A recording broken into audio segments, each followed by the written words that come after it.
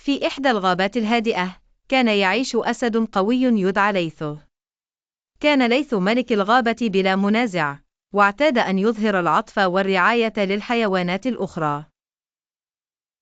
في إحدى الأيام، جاء إليه ثعلب ماكر يدعى سليمان، وقدم عرضا للأسد.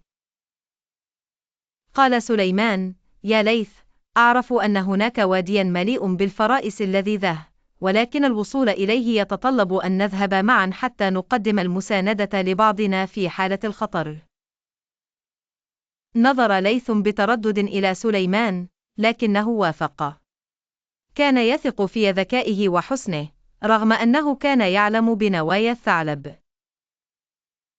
انطلقا معا، ومضى الوقت سريعا حتى وصل إلى الوادي الموعود. لاحظ ليث أن هذا الوادي كان غريبا بعض الشيء، حيث لم يكن هناك أثرا لأي حيوانات. وفجأة قفزت مجموعة من الذئاب من خلف الأشجار وهاجمت ليث. صاح ليث قائلا: سليمان، ساعدني، لكنه لم يجد إلا ضحك الثعلب وصوته التسخيري يقول: أيها الأسد العظيم، انظر ماذا فعلت بثقتك العمياء، واختفى بين الأشجار.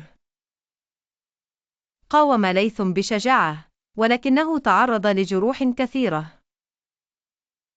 استطاع في النهاية أن يقاتل الذئاب بفضل قوته ومهارته، وهرب عائدا إلى مملكته.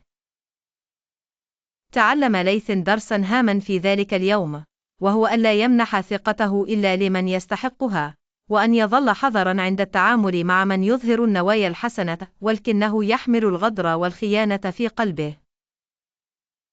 ومنذ ذلك الحين، أصبح ليث أكثر حكمة، ولم يعد يسمح لأحد بخداعه بسهولة.